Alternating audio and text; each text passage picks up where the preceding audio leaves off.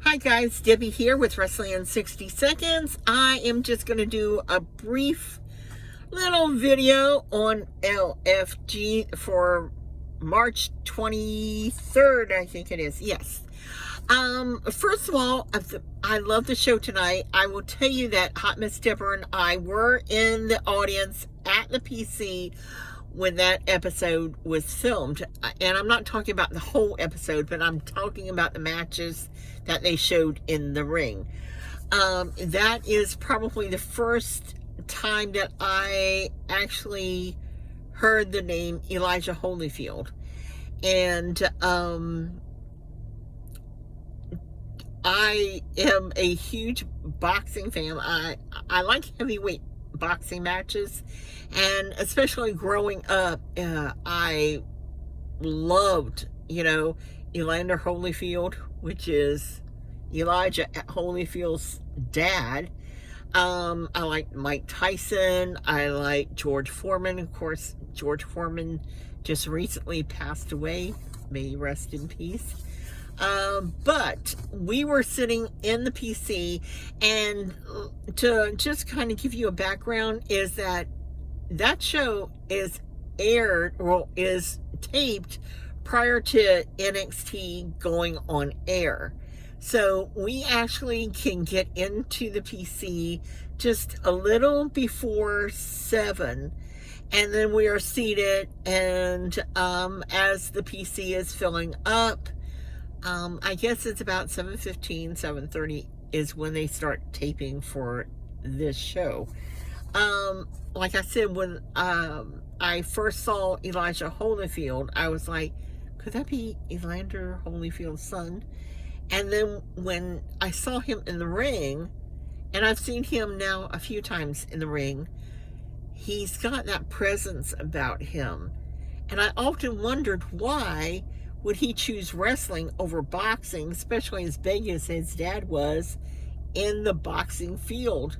But that would be a great question to ask him the next time I see him.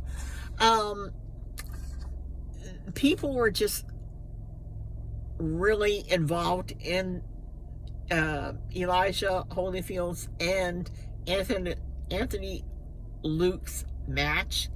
I can remember just stop what I'm doing, which is kind of hard because normally, especially when NXT is going, I am taking pictures, I am loading stuff on X like crazy.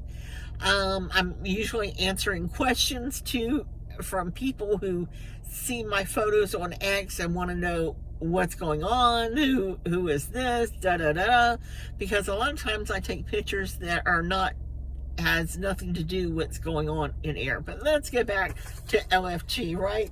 I keep getting sidetracked.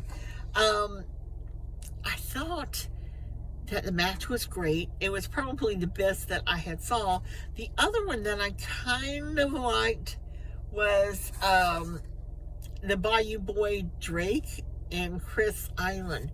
Now, when the Bayou Boy Drake came out and they start playing his New Orleans type music, the crowd went crazy for him.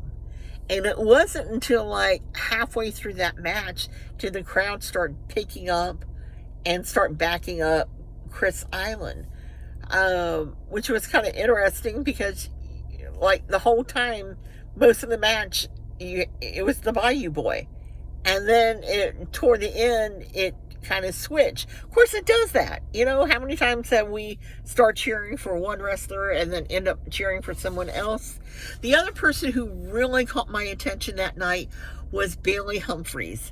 She was the girl in the black outfit. She kind of had the body profile of Chyna prior to Chyna having all her plastic surgeries. I was very impressed with her. I thought she kind of controlled the match all the way through. I'm really looking forward to seeing more from Bailey.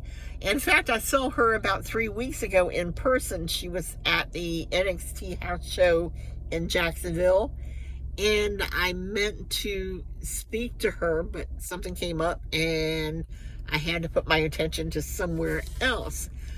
And what I mean by that is that I do a lot of, I do some work sometimes for bodyslam.net and Locked Results at NXT house shows.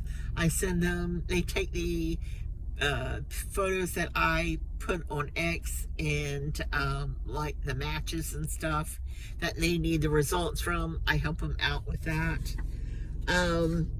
But getting back to Bayley, did you think that she had really good control for her match? And did you agree with the judges on who won the match for the female and for the male? If you've forgotten, Bayley won all the judges' decisions on the female, and Elijah Holyfield. I was kind of happy about that, you know. And of course, we got the sneak peek of Gunther coming in and talking to Jasper Troy. I've become a really Jasper Troy fan. And Tyra May, we saw her in Jacksonville about 3 weeks ago, and we did the Q&A with her and Shiloh Hill, and let's see, who else? I can't think of her name. Anyway, I hate to say that, but there was 3 of them. They usually do 3 to 4 during a Q&A, and we got to do them. And actually, Tyra May and Shiloh Hill were actually going to do like a benefit for a charity in Jacksonville after the Q&A. Anyway, I wanted to know what you thought of the show tonight. Please leave your comments down below. And as always, I want to thank you for watching, subscribing, and until next time, bye for now.